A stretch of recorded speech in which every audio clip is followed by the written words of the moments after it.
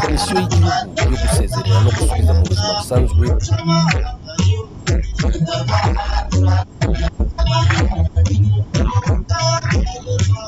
abari abasirikare yashyizweho mu mwaka w'igihumbi 1997 yemezwa n'iteka rya perezida nomero 37/1 ryo kuwa 9 Mata 2002 ryahaye iyi komisiyo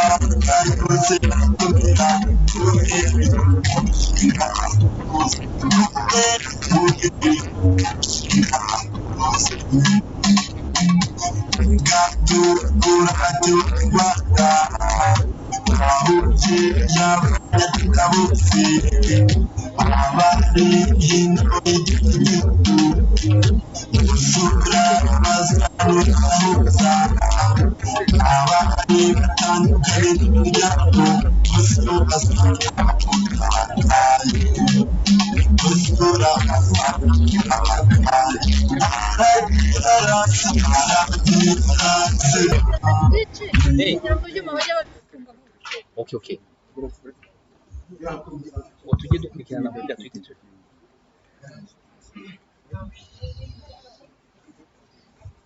Mwaramutse neza, mwiriwe. Nyakubahwa Minisitiri of State, ari Minisiteri y'Ubutegetsi bw'Igihugu, nyakubahwa uhagarariye umuyobozi mukuru uhagarariye amashami y'imiryango y'abibumbye mu Rwanda, banyakubahwa muri hano mwese mu biro byanyu, turabashimiye kandi turabakiriye muri uyu mwanya mwiza.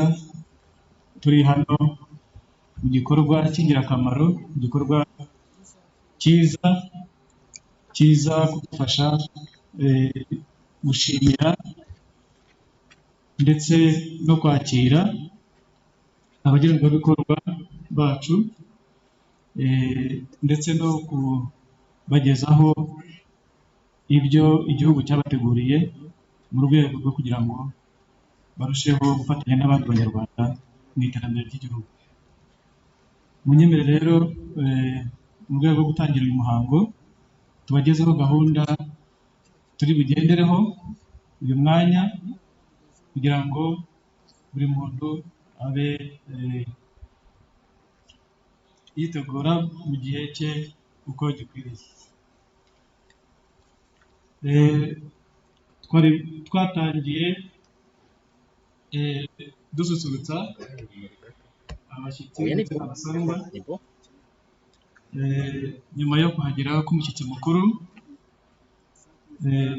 turi buze kwakira ijambo ryakira abayobozi bacu no kwifuriza ikaze muri iri shuri rya IPRC Huye, ndetse aze no kutwakirira umuyobozi w'akarere ka Huye, nawe turi butwakire abashyitsi bakuru turi kumwe hano, hanyuma tuze kubona cyangwa se kumva ubuhamya n'ibikorwa no kubona ibikorwa by'abagenerwabikorwa, ndetse umwe muri bo araza kuduha ubuhamya, aza kutubwira ikiri ku mutima we, ibyishimo afite uyu munsi biza aza kutugaragariza uyu munsi.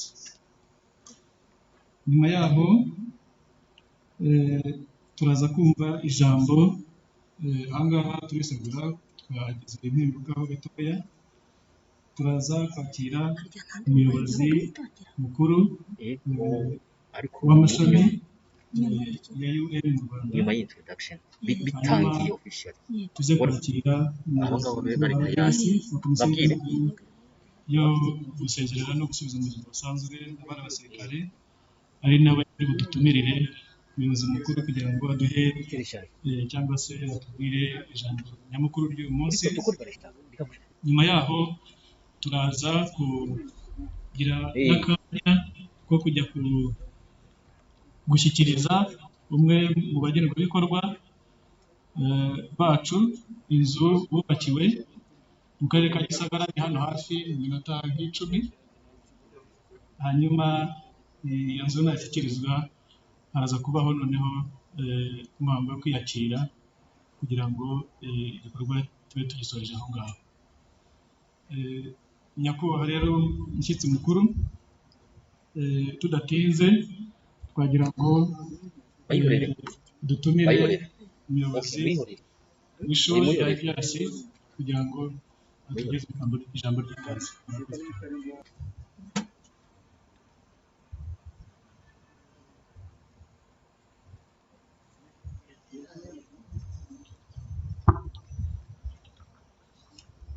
Nyakubahwa umunyamabanga wa leta muri minisiteri y'ubutegetsi bw'igihugu,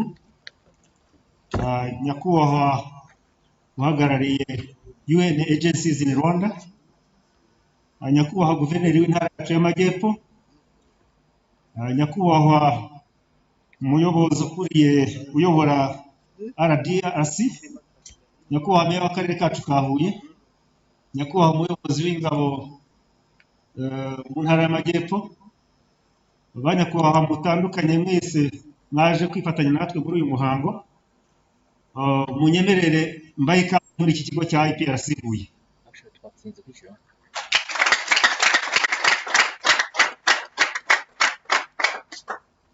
IPRC mu ntara y'Amajyepfo hano mu karere ka Huye, twishimira uyu munsi ko mu mikoranire yacu myiza na RDRC twashoboye mu by'ukuri kwigisha bano banyeshuri mureba, nubwo wenda abenshi batigishirijwe hano, ariko kuri uyu munsi twifuje ko amasomo yabo bayarangiza uyu munsi, ariko umuhango wo kuyarangiza ukabera hano muri IPRC.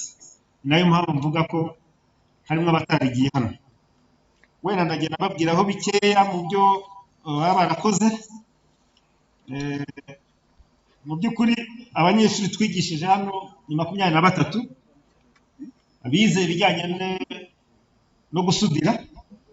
Ikintu cyose gisudirwa barakize, haba ari gukora icyuma wenda gikozwe mu buryo byo dukunda kwita mild steel cyangwa se na aluminium, bakoresheje uburyo bugiye butandukanye bwo gusudira. Noneho biga no kujya bakora ibikoresho bimwe biva mu gusudira, cyangwa babasha gukorera n'ahandi akazi, aho bubaka cyangwa se aho bafite chantier zikora ibikoresho bijyanye no bwubatsi cyangwa n'ibindi byose byadufasha mu mazu yacu. Kuko buriya gusudira harimo ibintu byinshi cyane, nkatwe tubamo buri munsi uzasanga ibikoresho zaba ari indege zose gusudira, zose zikenera gusudirwa. Ni nayo mpamvu rero gusudira nta mupaka bifite, hakorwamo ibintu byinshi cyane. Munyemereye wenda nababwira amezi bize amezi menshi cyane, amezi 6 buriya bari menshi cyane dukurikije porogaramu yabo ko yari imeze, kandi mu by'ukuri twashimye imyitwarire yabo.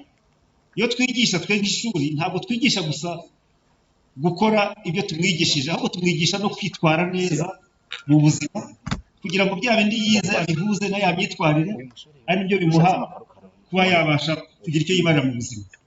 Iyo wiga ukagira ubumenyi ariko udafite ya discipline, usanga mu by'ukuri nta hantu na hamwe wigeze neza. Nabasaba ko mubamira amashyi cyane.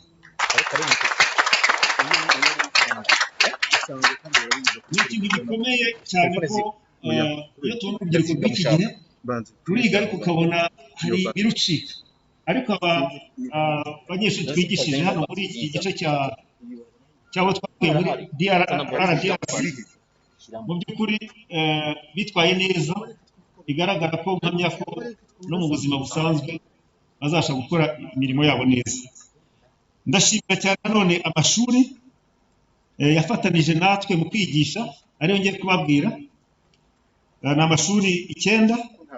Hari Kayenzi TVET iherereye mu ntara y'Amajyepfo, hari Nyanza TVET, hari ETFOP Musanze, hari Tyazo TVET, hari Don Bosco Nyamagabe TVET, Gacuriro TVET, Nyamata TVET, IPRC Karongi na IPRC Huye.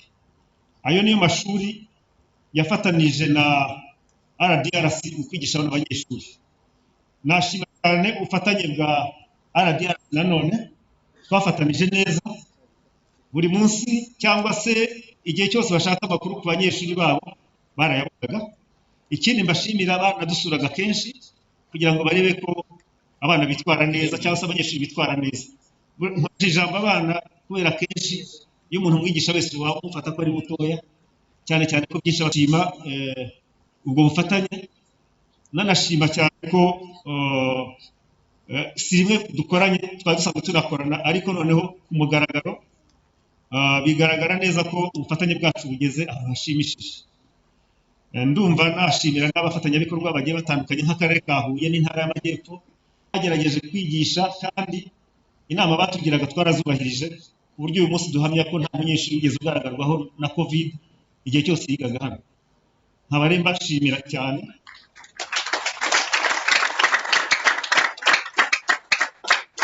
Nkabashimira cyane muri iyo myitwarire bagaragaje yageze ku musozo w'amasomo.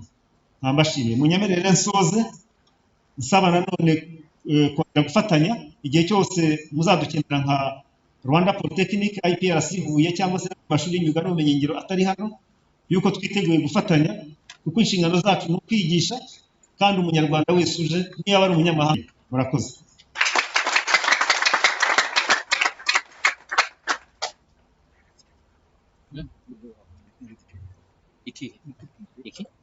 Murakoze cyane. Ni ibyishimo uyu munsi. Turi inyuma gatoya kugira ngo tusobanureho gatoya kuri aba banyeshuri bari kurangiza. Ahangaha by'ukuri ni abanyeshuri bageze kuri 60. Abanyeshuri 60 bahagarariye abandi bageze kuri 246 bari muri ibyo bigo kwa principal yahoze avuga. Bose rero ku mutima yabo ibyishimo, barishimye cyane, ndetse ibyishimo byabo birumvikana ko bifite imizi mu buzima bavuyemo, ku mateka yabo yavuye mu icuraburindi akaba agera mu mucyo, kandi uwo mucyo ukaba ugaragara uyu munsi kandi ukaba uzakomeza. Munyemerere rero nk'uko twari twabivuze, twakire umuyobozi w'akarere ka Huye, twakire abayobozi b'ahantu. Murakoze.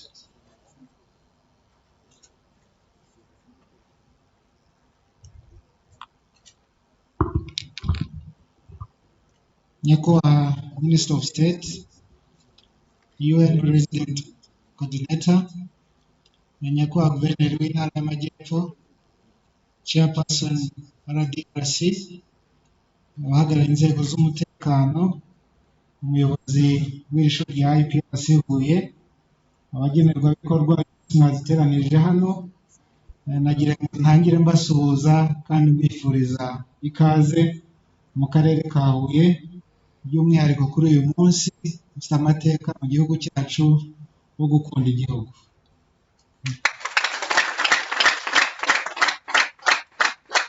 Nyakubahwa Minister of State, twagira ngo tubashimire uyu mwanya mwatugeneye kugira ngo twifatanye namwe muri uyu muhango, bitanyuranije n'icyo uyu munsi uvuze mu mateka y'igihugu cyacu, ariko tukabikora dukora duharanira ko buri munyarwanda wese wagira ubuzima bwiza.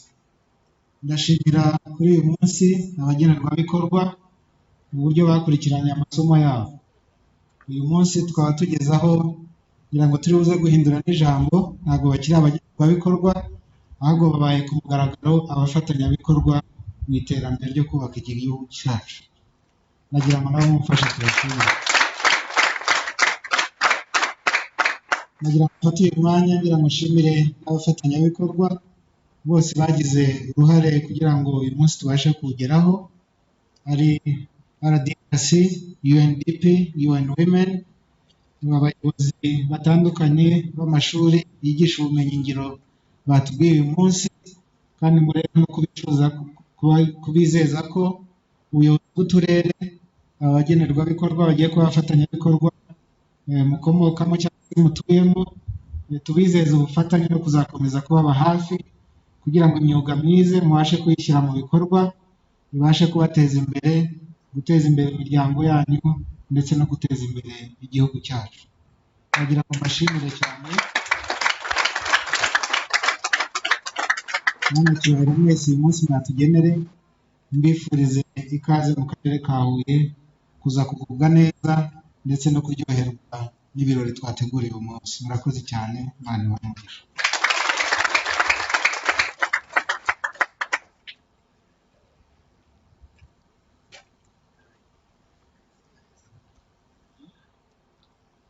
Murakoze cyane.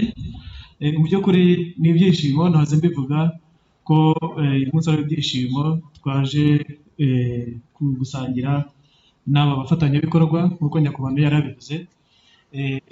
Rero ngo akari ku mutima gasesekara ku munwa, nk'uko twabivuze. Ibyishimo byabo twifuje no kumva ubahagarariye umwe muri bo kugira ngo agire icyo atubwira mu magambo makeya, kuko n'ikirere ndabona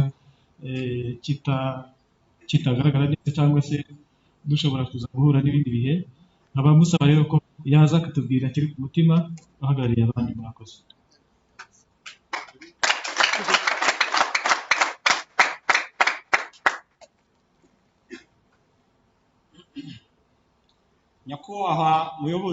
Nyakubahwa munyamabanga wa leta ushinzwe imibereho myiza muri Minisiteri y'Ubutegetsi bw'Igihugu, nyakubahwa uhagarariye ONU mu Rwanda, nyakubahwa guverineri w'intara y'Amajyepfo, nyakubahwa perezida wa komisiyo y'igihugu yo gusubiza abasirikare mu buzima busanzwe ndetse n'abakomiseri, nyakubahwa meya, nyakubahwa Gaspard wa RPS Huye n'abandi mukorana, barimo barezi namwe bagenerwabikorwa bagenzi banjye, tubanje kubasuhuza.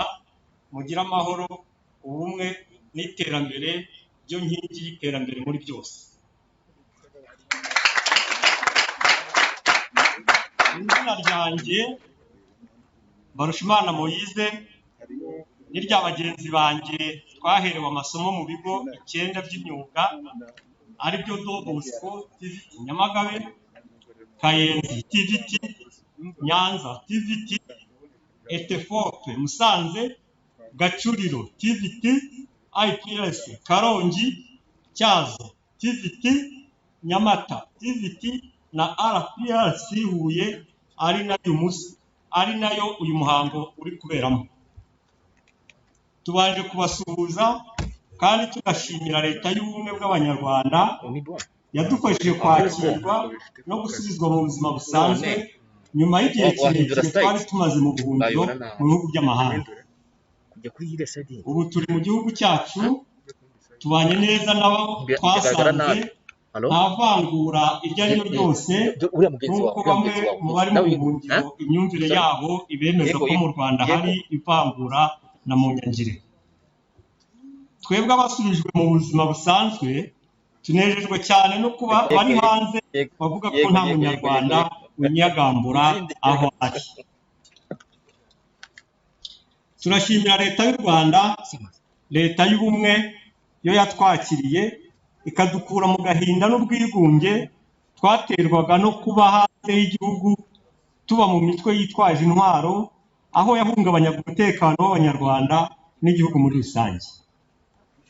Ntihashimwe leta y'ubumwe n'igihugu muri rusange iyobowe na nyakubahwa Perezida Paul Kagame watanze ihumura agahagarika jenoside, agatanga imbabazi ku bakoze ibyaha, agatanga imbabazi rusange ku barwanyi batashye kandi bitandukanije n'imitwe y'abarwanyi babuzaga igihugu umutekano. Abari abasirikare RC uburyo yadufashije mu maboko yayo ikadukurikirana aho dutuye mu karere, mu murenge, akagari ndetse n'umudugudu, bareba uko tubayeho n'uko tubanye n'abo twasanze. Muri rusange imibanire yacu n'abaturanyi imeze neza kuko dufite intego n'icyerekezo kimwe n'abandi banyarwanda. Turashima leta y'ubumwe ndetse n'igihugu muri rusange badutekerejeho nyuma yo kubona ko twasigaye inyuma mu iterambere, bakaduha umurongo mwiza wo gukurikira, ikatwigisha imyuga itandukanye, abato n'abakuru, buri wese ushaka kwiga yarabisabye kandi yiga icyo yahisemo. Aha turashima abayobozi b'igihugu, turashima abayobozi b'ibigo by'amashuri byatwakiriye, ubufasha tugenerwa n'umubyeyi wacu ariwe komisiyo dushinzwe kubaho neza no kwiga neza. Ntacyo tubashinja. Ni muri urwo rwego turi hano mu munsi mukuru wo gusoza amasomo twakurikiranye mu myuga itandukanye, turi abanyeshuri 246 baturuka mu turere dutandukanye tw'igihugu. Ubumenyi dukuye hano ni ubw'agaciro.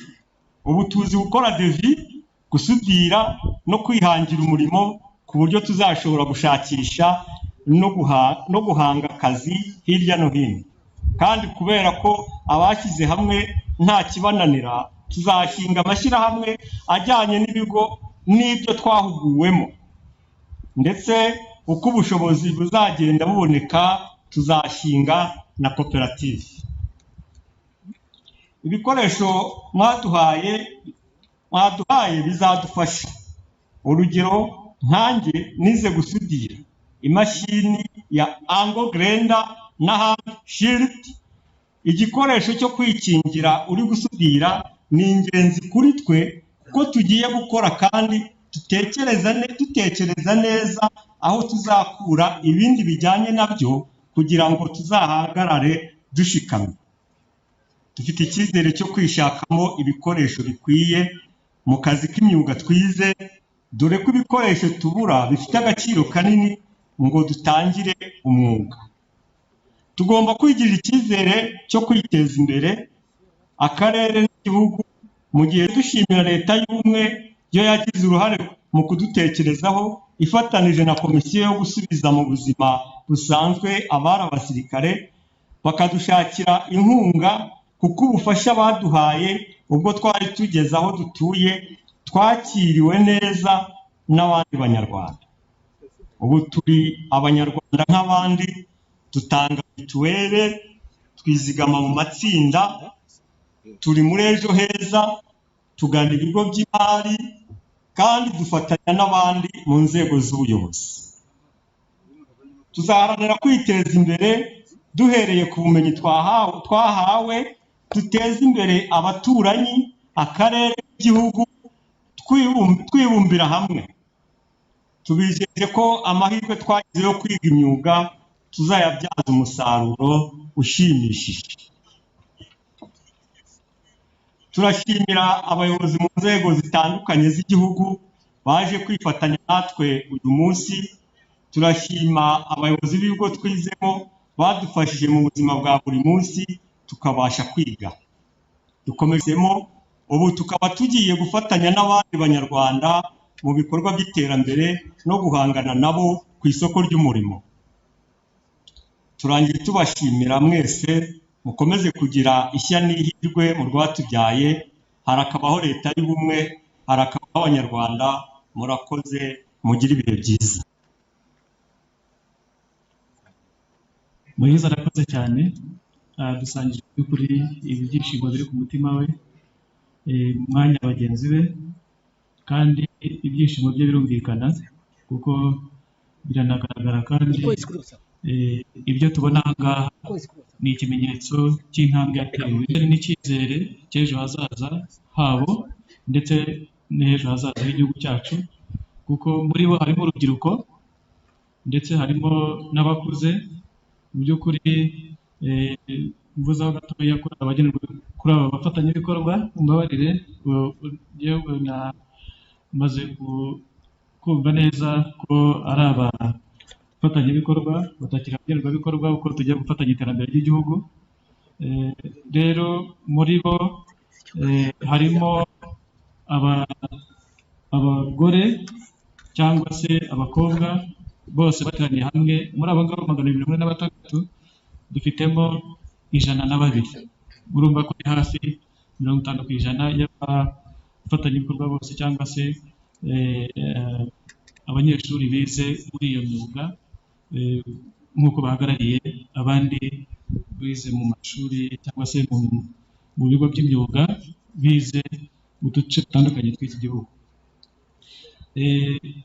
Rero twari twateganyije ko hari n'akanya ko kuba kugira ngo bagire icyo bijyanye ibyo bakoze, mushobora kubibona, haraza kubona akanya ko kubireba neza. Murabona ko bageze ku rwego rwo kuba bakwikorera urugi, bakikingira urugi hariya. Mfite urugi rwiza cyane, abakoze welding muri ishami ryo gusudira, ndetse harimo n'abadozi. Murabona ko ubu ngubu ntabwo ikijyanye no kwambara cyaba ikibazo kuri bo, cyane ko ubu ngubu bafite ibikoresho.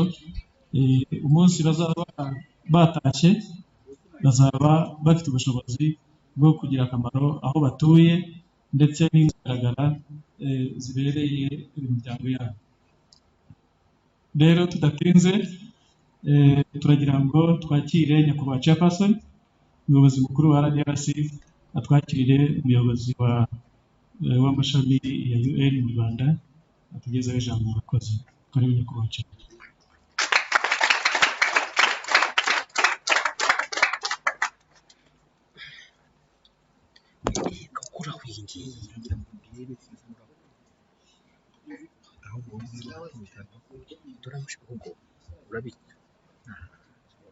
Iyi niyo kampani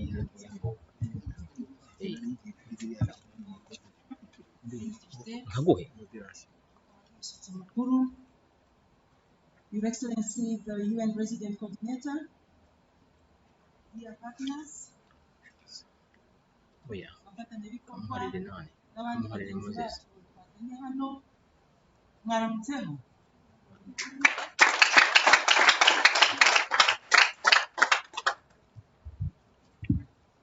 Ndagira ngo mbasuhuze kandi mbashimire kuba mwaje aha ngaha muri iki gikorwa, ariko kubera ko igikorwa kiduteranyirije aha ngaha ari igikorwa twafashijwemo inkunga n'inzego z'umuryango w'abibumbye zihagarariwe n'umuyobozi mukuru wabo uri hano, munyemerere mvuge mu rurimi rw'amahanga kugira ngo ashobore.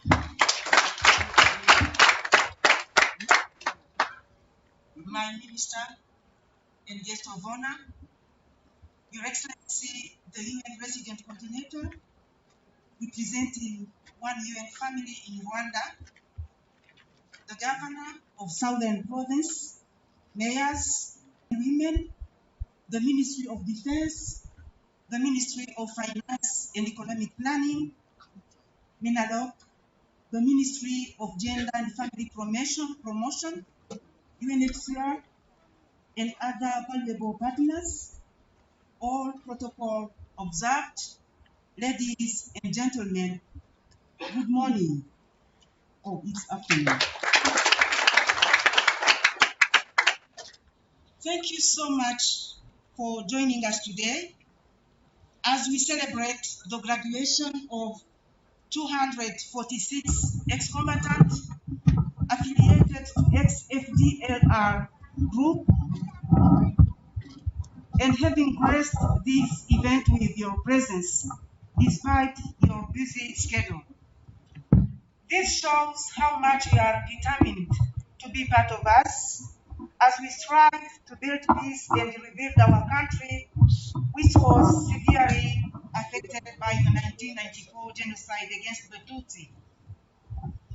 Today, I am standing here to express RDRC's appreciation in recognition of the support that we at RDRC and at the country level have received from our valuable partners to eradicate negative forces and reintegrate their members, some of them here today, into their respective communities.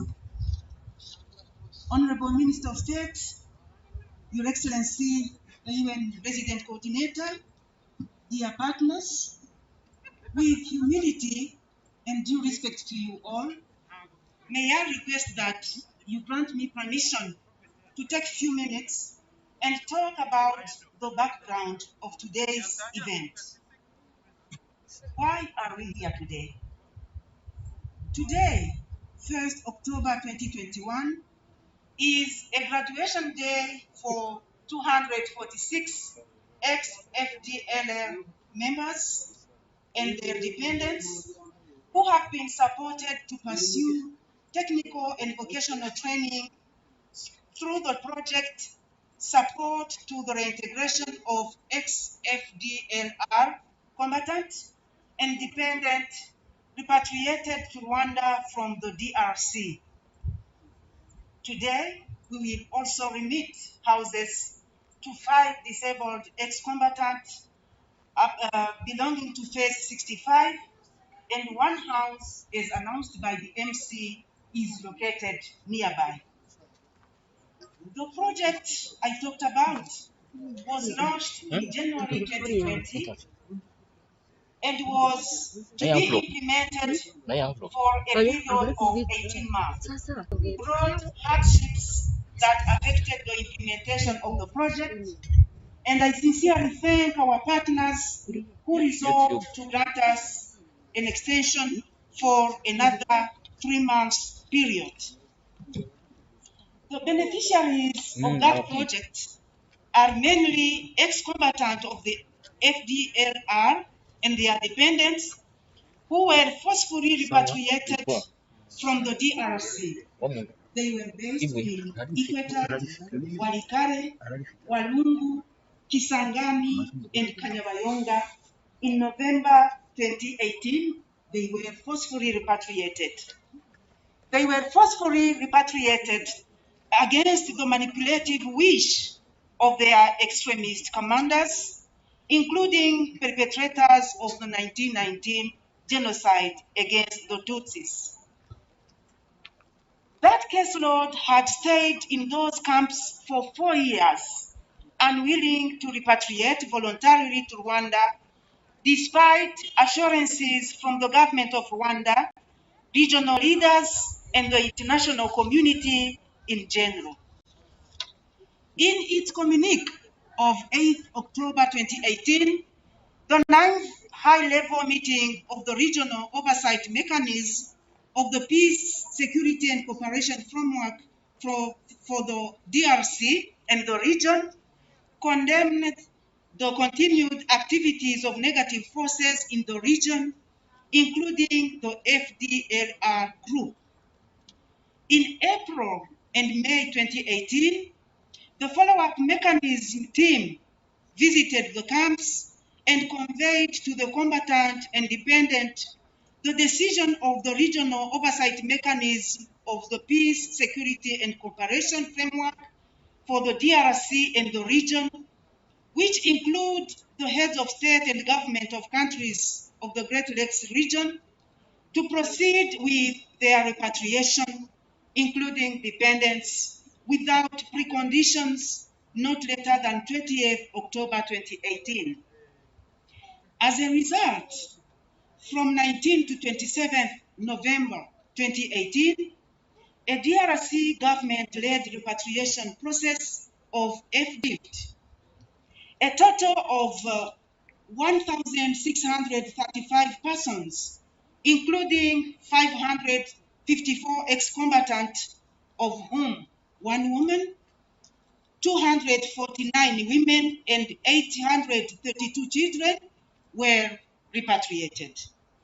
Among these 554 ex-combatants, 19 live with disability.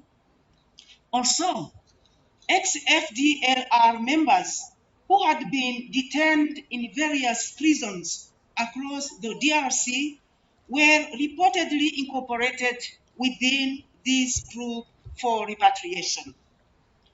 This caseload 5 of the RDRP were received by the government of Rwanda and taken to Mutobo Demobilization and Reintegration Center in Musanze district, where they received rehabilitation through the pre-discharge orientation program, commonly known under the name of PDOP. Their dependents were also rehabilitated in another center called Nyarushishi, located in Nyanza transit centers, where they received tailored support and then taken to the villages of their choices for effective reinsertion. After that, the government of Rwanda, through RDRC, after conversations with the UN family in Rwanda. On 30th November 2018, the RDRC held a meeting with the UN resident coordinator in Rwanda and UNHCR representative Rwanda to discuss the urgent need to support the reintegration of phase 65 and their dependents. Based on the recommendations of this meeting, on 4th April 2019, the RDRC submitted to the attention of the Office of the Special Envoy for the Great Lakes region a request for financial support to a long-term social and economic, including women and children, that include vocational skills training and toolkits, agriculture, and entrepreneurship. This project was therefore the result of a consultative process involving UNDP as a convening agency, UN Women as a participating UN agency on one side, and RDRC on the other. The project has been implemented by RDRC in partnership with UNDP and UN Women, with funding from the UN Secretary General Peace Building Fund. This project, therefore, supported 1,635 beneficiaries, mainly through technical and vocational skills training, income-generating activities, formal education, legal support, medical and psychological services, and shelter for the severely disabled. Actually, considering the lifetime of the project was closed yesterday. But we thank God that at least you have registered many, as this event is one of the components that were required or are still required for effective reintegration of ex-combatants. More so, this project is yet another success in pursuit of peace in the Great Lakes region and unity within Rwanda, thanks to the strong national ownership and commitment by bilateral, regional, and international partners. However, though we have registered big achievements, we still have challenges which have to be dealt with in order to sustain what we have achieved so far. I can maybe highlight some main challenges. The main challenge we have today is that members of armed groups and negative forces are still actively committing atrocities against innocent civilians in eastern DRC, including women and children. Another challenge is that, as I speak now, RDRC is managing a caseload of nearly as phase 67, of which its members are undergoing PDOP plus technical and vocational skills training. It is therefore imperative that we secure fund for. In line with the technical and vocational skills training, we also have a challenge, but I'm very happy to inform you, dear partners, that RDRC is setting up a Mutowo TVET school, which will help us to cater for ex-combatant skills whenever they are undergoing technical and vocational training. This is a big project that was blessed by the Ministry of Education, the Ministry of Local Government, and other organs. We are looking for funds so that our dream can become a reality. But despite those challenges, we are glad that there are also opportunities in that the prevailing political will at national, bilateral, regional, and international levels gives a lot of hope towards total eradication of negative forces in the Great Lakes region, including the remaining Rwandan members of armed group and negative forces operating in Eastern DRC. It is anticipated that they will repatriate and join the DDR in the coming few months. Now, we can ask ourselves, what next? The RDRC is doing everything possible to take the maximum advantage of the prevailing political will and commitment by ensuring optimum capacity and preparedness to receive and support all members of armed group as and when they repatriate. However, this process, as I said, requires sufficient financial resources to cope with the expectations of beneficiaries, as well as positive trends towards consolidation of peace in the Great Lakes region, as motivated by the gains registered so far. The RDRC unreservedly appreciates and welcomes continued and expanded partnerships in this challenging but worthy effort in its contribution towards consolidation of peace in the Great Lakes region and fostering unity within Rwanda. Honorable Minister, dear partners, allow me to end my remarks, but I cannot do so without delivering RDRC's appreciation to His Excellency the President of the Republic of Rwanda, His Excellency Paul Kagame, for always striving to pave a way for stronger cooperation or partnership between our country and many partners who are also well-wishers. On a special note, I thank once again His Excellency the President for making of Rwanda a very welcoming place, even to those who were and are still operating from the jungles, as the country's motto is to build peace and unity, one of the prerequisites for sustainable development. Another special vote of thanks goes to you, Honorable Minister, and other agencies for your guidance and advocacy in many ways. To your minister, to our minister, I think she's not here, but she's around. Thank you very much for your advocacy. It has helped us to discharge our mandate smoothly.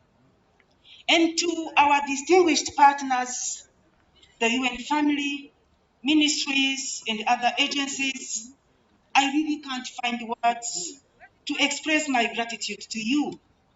Thank you for walking the talk and joining us in our DDR journey. We could not have pulled this off without you and your valuable support. I wish you well, and I hope this partnership is going to prosper so that we work for the betterment of our country. God bless you all, and God bless Rwanda. I thank you.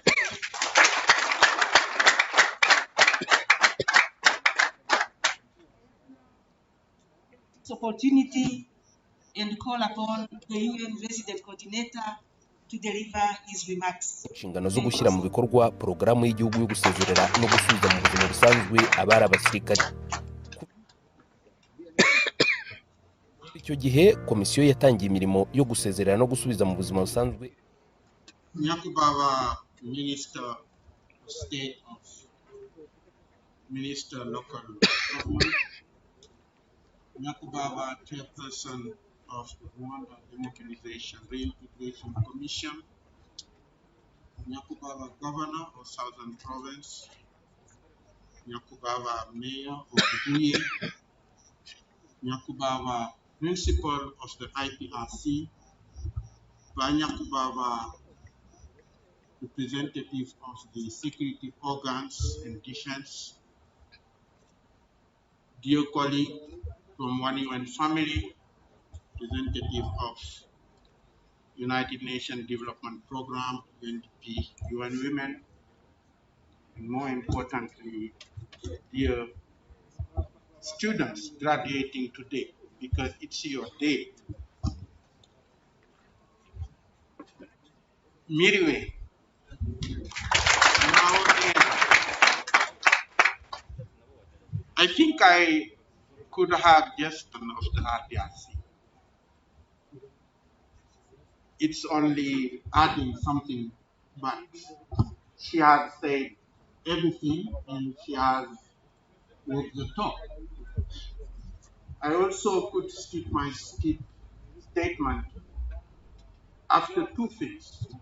The powerful testimony that you gave to us and your sons, both are mentioning that thanks to the strong leadership of this country, the tireless work by Minalok and the RDRC, and the strong partnership with UN, notably UNDP and UN Women, you could get out of the bush and you could dream your dream, get skills, and contribute to building your very beautiful country. Should not be only in Rwanda, but in America, Liberia, in South Sudan, as you said, all over the world. Because it's only in peace that we could live decently. But let me say that your graduation is only the first step. You got knowledge. It is important that we transfer this knowledge into reality by creating jobs, by creating wealth, by building your country. And I want to thank the principal of the IPRC. In my country, they say that you'll never find enough a person who brings to you knowledge. And that's what you have done. Because when you have knowledge, it's like a shield. It's the way that you build your dignity. It's the way that you intervene in order to have your own income, to set up your family, to support your children, to support your community. And I really like the way that the testimony went when he said that we have social cohesion in our community now. Because the outcome of this important event is how you build stable, inclusive, and peaceful society as rightly elaborated in the Sustainable Development Goal 16. Let me say that the government of Rwanda is not only building peace in Rwanda, but they are contributing to peace in Africa and globally. Rwanda is a top contributor troops, police and army in the UN peacekeeping forces. And on the 28th September, Rwanda peacekeeping received the UN Service Medal in the United Nations mission in Southern Sudan. It's a clear testimony that your country wants peace and your country wants to support peace everywhere.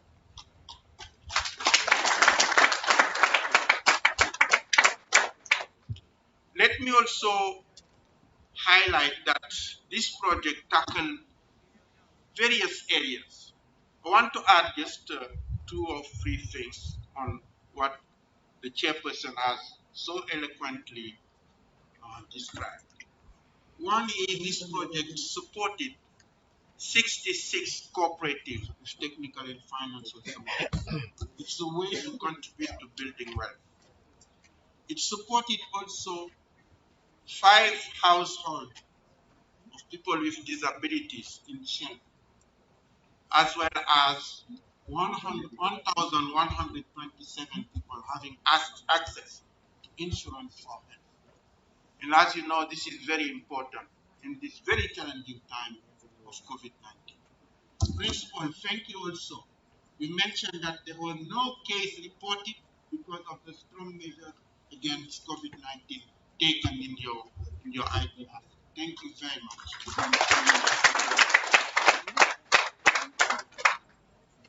I think it is important when I'm seeing these children that they have on the mask, they are respecting preventive measures. There also, Rwanda is walking the talk. As we speak in September, Rwanda reached the 10% of WHO vaccinated population, which is a tremendous achievement. Above all, 21% of the target population are fully vaccinated, and 26.9% of the population target population have received their first dose. But in the Hoka, let's not go. Let's keep on respecting.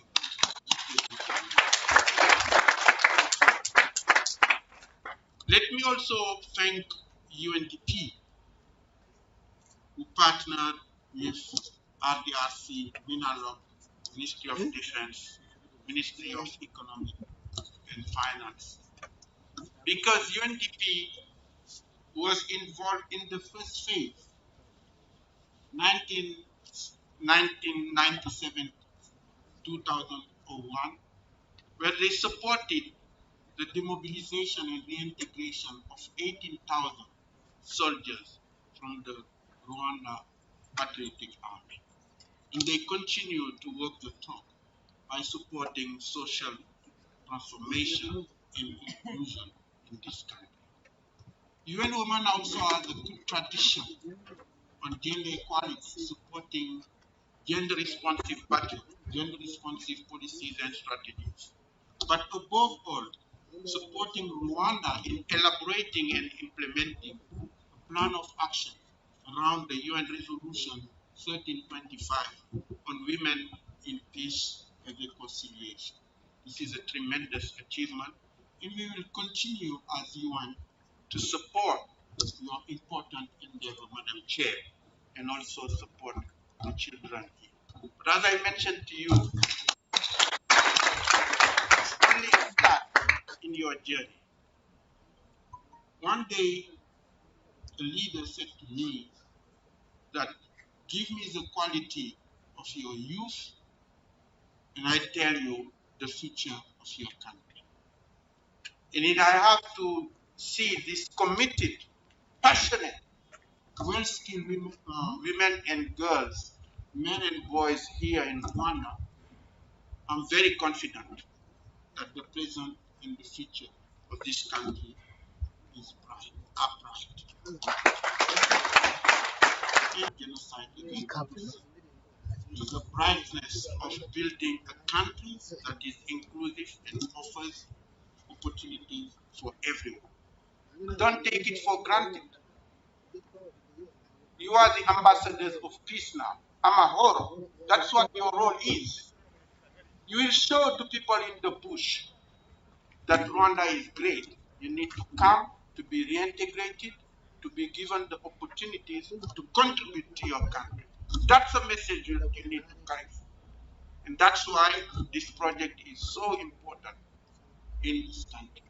Not only building peace, but as you rightly said, Madam Chair, in building the country. Because where everybody has an inclusive society, this is where you have peace. Because people will defend what they have at stake. And that's what you have given here to these young boys and girls. And I'm happy to report that more than 50% of the trained people are women. So meaning also that Rwanda is walking the talk because you are leading with 61.3% of women in parliament and more than 52% in the cabinet. That's also a clear testimony of the leadership of this country. So let me end by saying 2 or 3 things. One, we have heard you, Madam Chair, on the challenges that you have faced. But I really want to congratulate you on setting this training. I think it is showing that you have a vision of equipping people so that they can have their opportunities in this country. But I also want to say to you that your project is now worldwide known because I've been invited by the Peacebuilding Commission and Eugene and Alice and the UNDP and Maurice. They did great job by having a great video. And I was the ambassador with your permanent representative to UN, Ambassador Valentin, presenter. And they asked us if they could put it in their website. So you are out there. No one will now just in Rwanda. So I want also to give you a good news because after presenting that, we got the news that we are now allowed to elaborate a project that would be certainly financed by the Peacebuilding Fund on sustaining peace through reconciliation, dialogue, and transitional justice that would bring together Burundi, DRC, and Rwanda. And that's also based on your research that spoke to all the things that we are doing. So I want to end by thanking really the Peacebuilding Fund. They did a great job in providing this support. It's $1,500,000 USD with dollars to create this important destiny, as it was put in your IPC mantra. That's important that you take your destiny. So let me conclude by thanking you all for your time, for your engagement, for walking the talk, and in particular, I want to thank the Minister of State, my dear friend Inyasien, for really also the important engagement we have. I also found again my dear friend Governor of the Southern Province. We planted trees 3 years ago together, but we need to go back and check how things have grown. So that's also what I want you to say.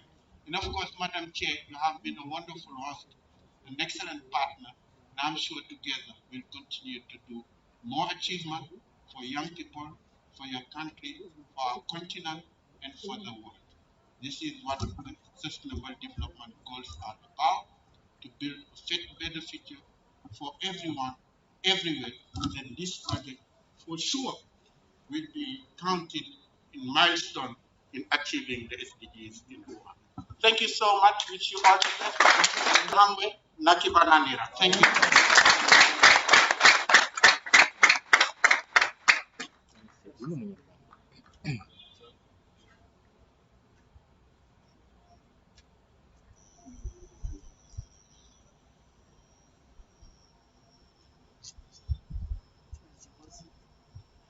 munyemerere twongere dushimire nyakubahwa umuyobozi wa UN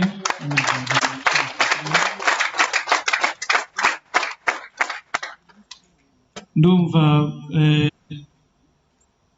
mu ijambo ryiza ryatanzwe n'abayobozi bacu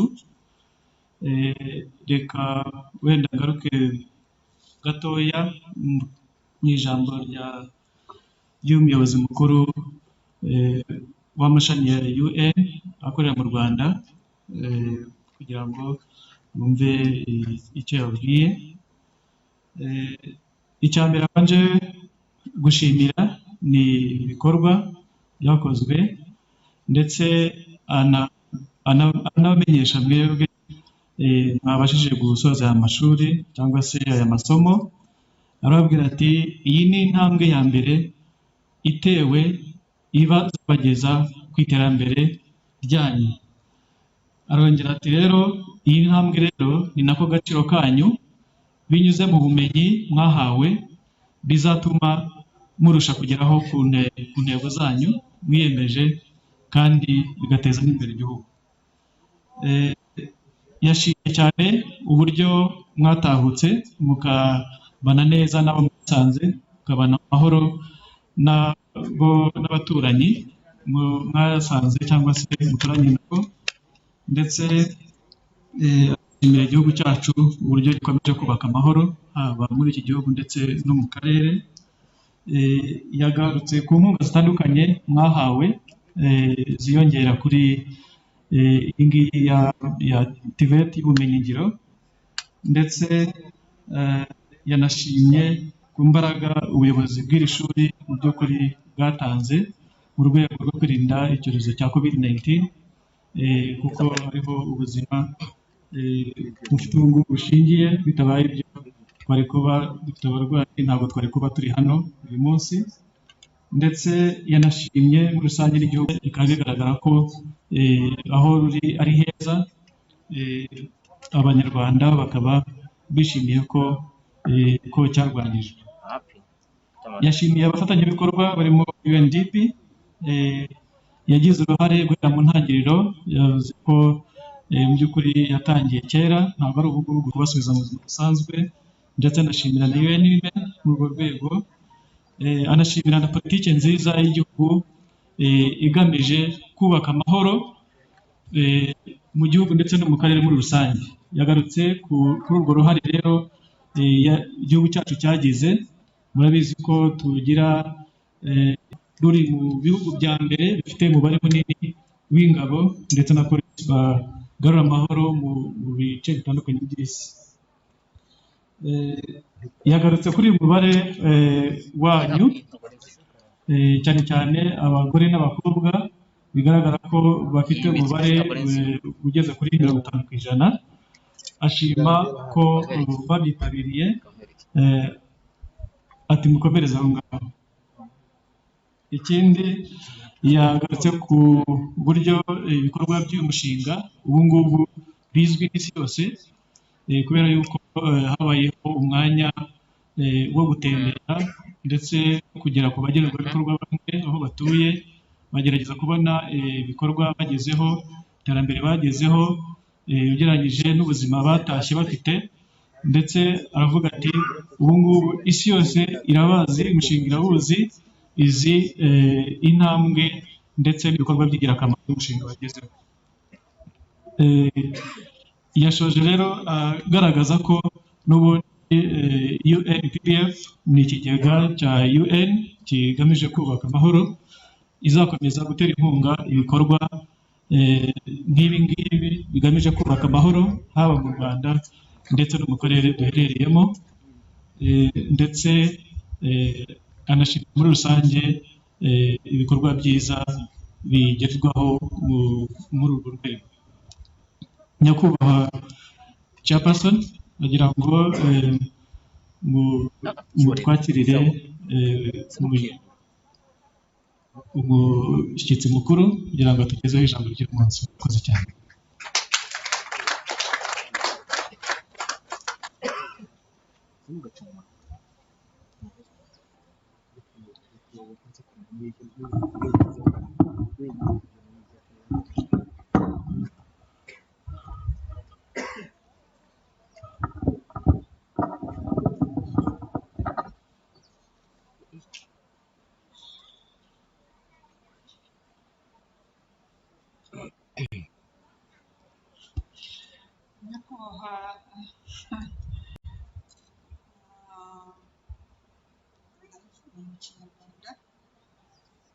Nyakubahwa Guverineri w'Intara y'Amajyepfo, Nyakubahwa Perezidante wa Komisiyo y'Igihugu yo gusubiza mu buzima busanzwe abasize ubungabo, Nyakubahwa Muyobozi wa UNDP, my brother, Nyakubahwa UN President Coordinator, Nyakubahwa Umuyobozi wa UN Women, abavandimwe mwese mwarangije amahugurwa, mbanje kubasuhuza. Muraho neza?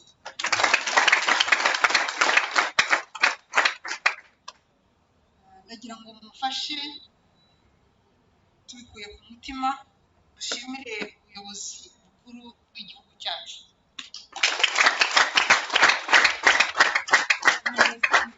Igihugu cyacu burangajwe imbere na perezida wacu, perezida wa repubulika, kuri gahunda nziza yo gusubiza mu buzima busanzwe abanyarwanda batahuka bahoze mu mitwe yitwara gisirikare, babaga mu mashyamba ya Kongo, bagasubizwa agaciro kabo mu gihugu cyabo kibakunda. Kandi dushimire abateguye amahugurwa, abayateye inkunga kugira ngo bibashe kugerwaho. Ndashimira kandi abarangije amahugurwa, mu magambo make ndaza kubigarukaho, ubwitange n'umurava bagaragaje, bakaba bafite noneho ubumenyi buzabafasha muri gahunda zo kwiteza imbere, nk'uko uhagarariye umuryango w'abibumbye hano yabivuze, ndetse na chair wa komisiyo yabivuze, na director wa TRC nawe yabivuze. Ubu bumenyi ni burya umwana ni uwize, abanyarwanda barabivuze, ariko buriya nta umuntu washimira ku isi uwaguhaye ubumenyi. Ndaza kubigarukaho, tubifitemo ubunararibonye kugira ngo ingorane abantu bahuye nazo, uwari ufite ubwenge mu mutwe yarabugendanye, wari ufite ibyo yubatse yarabisize.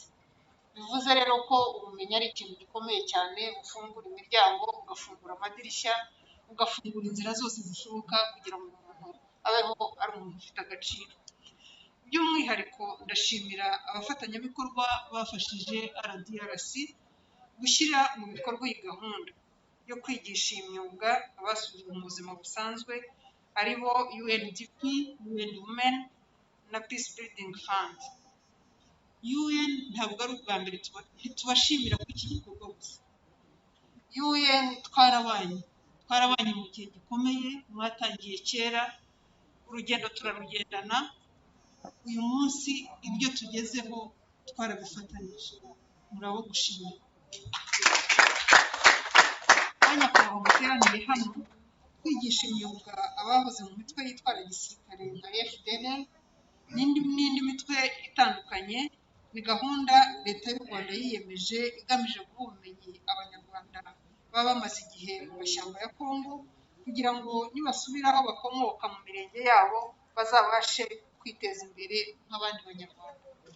Gutanga ubumenyi kuri leta y'u Rwanda ni umuhigo twiyemeje. Ni umuhigo twiyemeje ko umunyarwanda ari umunyarwanda, ari umunyamahanga, umwana wese uri ku butaka bw'u Rwanda agomba kujya mu ishuri. Yaharara rimwe, yaharara kabiri, yaharara gatatu, yahataha uyu munsi hari ahandi avuye, agomba gutunga ubumenyi kugira ngo azagire icyo yigezaho bakigeze no ku gihugu cye.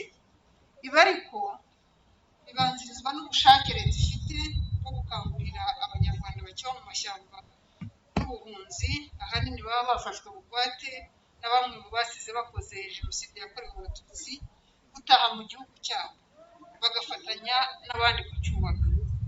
Iyi ntego ikaba igomba kugerwaho nta kabuza, kuko abanyarwanda bagomba kubana neza, bakubaka igihugu kimwe, igihugu cyunze ubumwe, bakaba abanyarwanda kandi bakabaho neza nk'imwe mu ntego z'u Rwanda rwiyemeje mu itegeko nshinga rya Repubulika y'u Rwanda.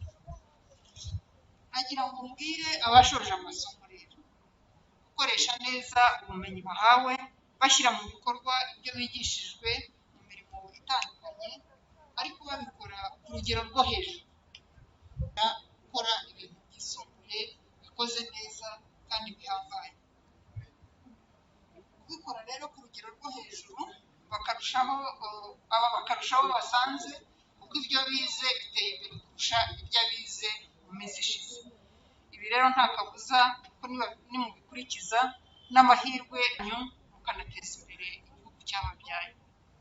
Kugira ngo ibi bizashoboke birasaba ubwitange, gukorana umurava no kwimakaza imikorere myiza, no kuzirikana gukora akazi kanoze ibyo mukora byose, kandi mugahanahana amakuru y'ibikorwa muterane imbaraga nk'abantu mwigira hamwe mu mikorere yanyu ya buri munsi. Muzashyire imbere ibikorwa biganisha mu kwiteza imbere, cyane cyane muzirikana gukorera mu makoperative. Kugira ngo murabizi ko kwishyira hamwe, gukora uri umwe birashoboka bikanateza umuntu imbere, ariko gukora abantu bishyize hamwe bikarusha, kuko ibyo bizabafasha guterana imbaraga, noneho mugatera imbere mu buryo bwihuse. Ibikoresho rero muhawe murasabwa kubifata neza, ariko no kwibutsa ibyo musanzwe mubizi, kugira ngo bikomeze kubafasha mu kwiteza imbere, mukabigira ibyanyu. Ntimuzabifate nk'ibidafite agaciro ko mubiherewe ubuntu, ariko ntimubiherewe ubuntu mu buryo bwo kuvuga mubiherewe kugira ngo muzabikoreshe.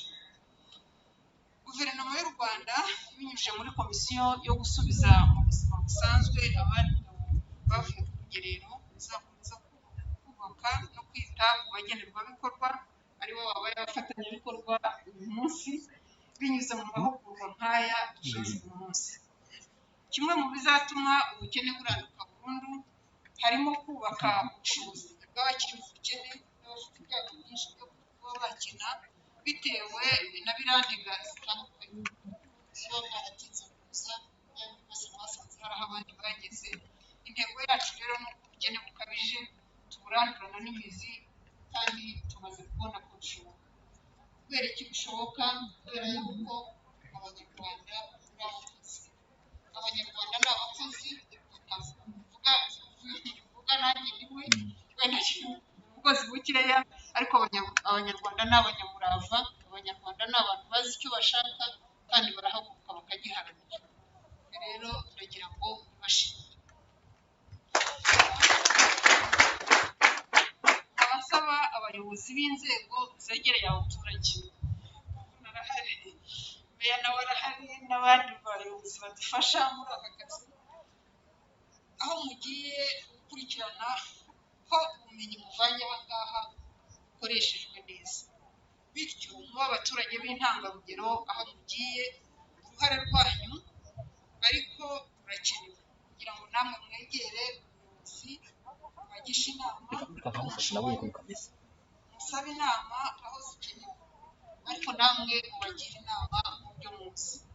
Nta kabuza ko ubufatanye n'ubuyobozi buzabageza umusaruro mwiteze.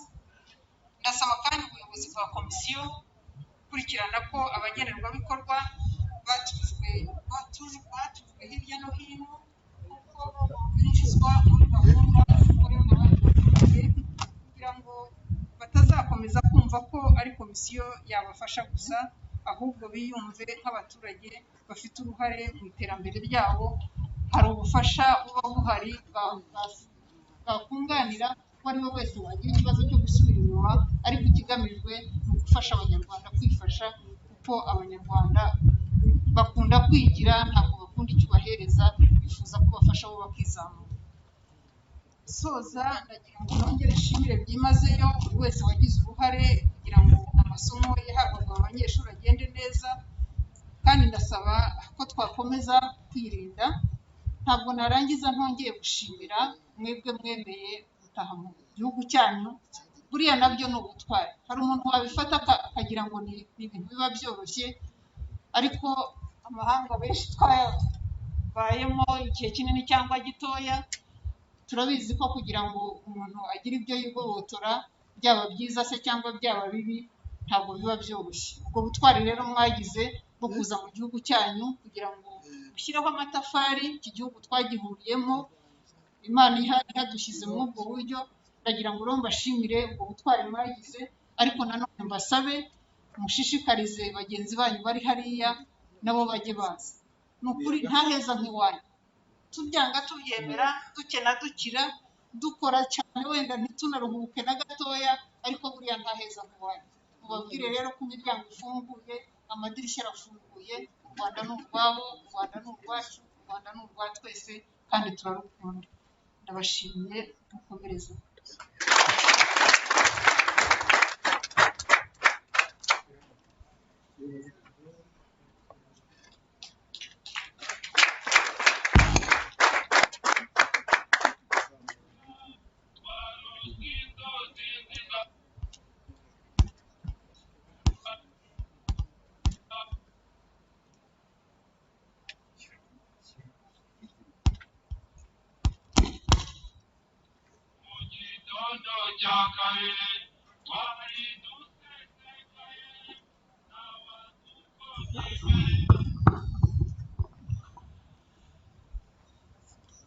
Murakoze cyane Honorable Minister. Ndumva ibikorwa cyangwa se umuhango wari uteranije aha ngaha uragenda ugana ku musozo, ariko mbere y'uko usozwa hari igikorwa nyamukuru kigiye gukorwa muri uyu mwanya, ari nacyo cyo kugeza kuri aba banyeshuri ibikoresho bizabafasha mu iterambere ryabo, bizabafasha mu myuga bize. Nkaba rero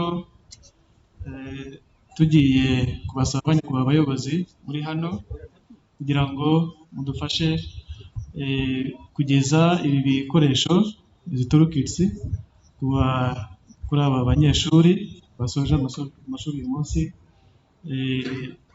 Hanyuma dusoza icyo gikorwa nikirangira, nk'uko byari byateganyijwe, harimo no kugera i Gisagara, mu karere ka Gisagara. Mu by'ukuri ni hafi cyane, iminota nk'icumi cyangwa se 5, tujye gutaha cyangwa se kugeza mu ngenerwabikorwa inzu yubakiwe kugira ngo nacyo kibe mu bikorwa byari byateganyijwe. Reka dusabe rero abanyeshuri barangije hano begere hano babe hafi. Wa mbere ni Twagirayezu Emmanuel, yatashye aturuka aho bita Walungu muri Congo. Tusabe Sengiyumva Jean de Dieu, yaje aturutse Kisangani. Abo mvuga ngo barigira hano hafi.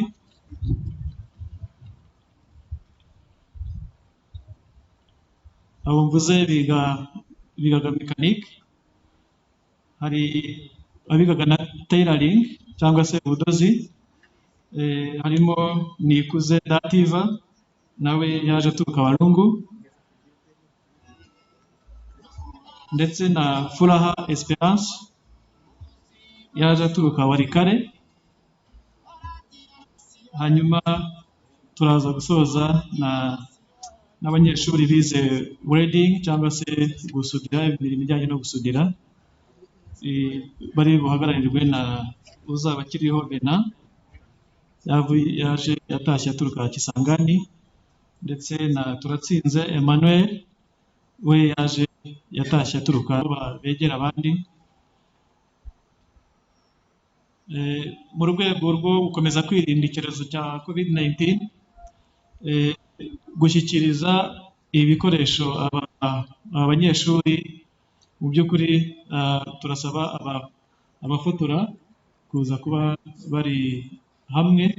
Hanyuma icyo abayobozi baza kudufasha bakora ni ukugera aho kiri bakagikora cyangwa se bakafatanya n'abagenerwabikorwa kugikoraho. Hanyuma abafata amafoto cyangwa se abafotora bakaza kubifata neza.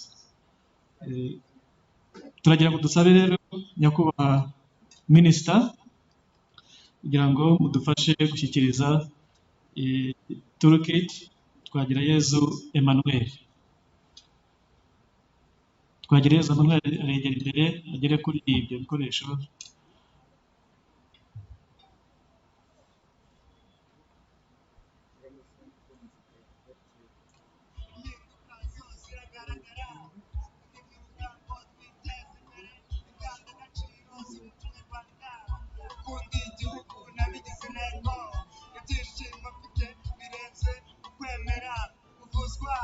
kugaburirwa ibintu byo nabonye bishimishije mu Rwanda, Tanzania, Uganda, nta gihugu cyiza nabonye mu Rwanda. Cyane nama basigaye mushaka mwaza.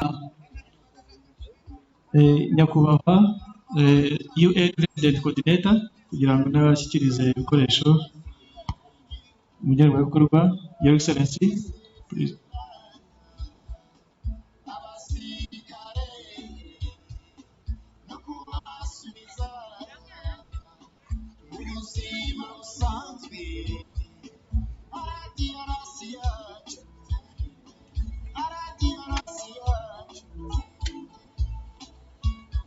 Thank you very much. Nyakubahwa Governor w'Intara y'Amajyepfo,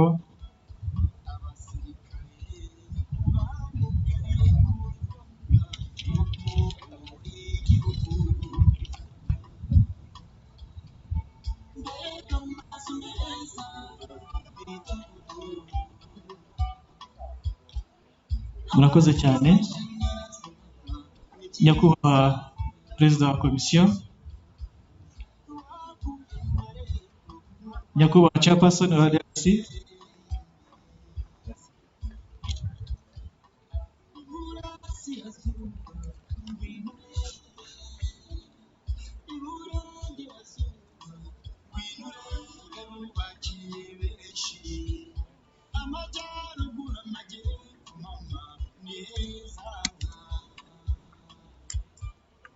murakoze cyane.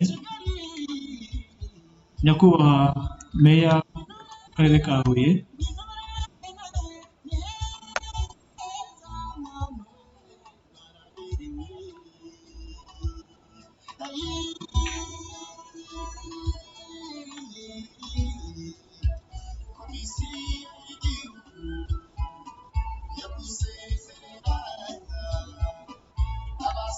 Nyakubahwa Principal wa IPRC Huye,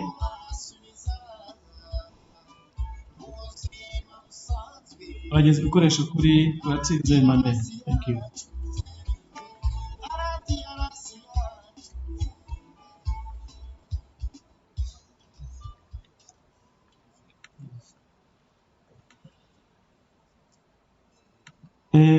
Turasaba kandi uhagarariye ingabo mu ntara y'Amajyepfo ko nawe yadufasha kugeza ibikoresho kuri umwe muri abagenerwabikorwa wize mekanike,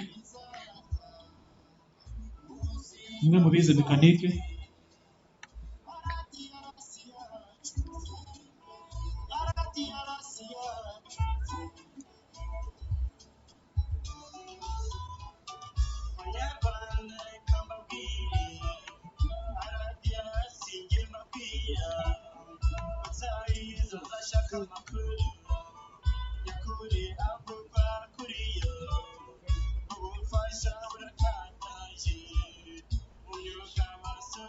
Murakoze cyane banyakubahwa abayobozi, mukoze igikorwa by'ukuri cyo kwishimira abagenerwabikorwa cyangwa se abafatanyabikorwa nk'uko byahoze bivugwa. Barishimiye cyangwa se bishimiye ko bashyikirijwe ibikoresho bizabafasha mu iterambere ryabo ndetse n'iterambere ry'uturere by'aho baturutse, by'aho batuye n'iry'igihugu muri rusange. Rero tugeze ku musozo w'uyu muhango, ariko nk'uko twari twabivuze, nk'uko byari biteganyijwe, turasaba ko twakomereza Gisagara hanyuma tukagera ku nzu yubatswe na RDC. Mu rwego dusoza, turasaba timu yatangiye dususurutsa n'ubundi ikomeze itugezeho injyana idususurutsa twese. Murakoze cyane.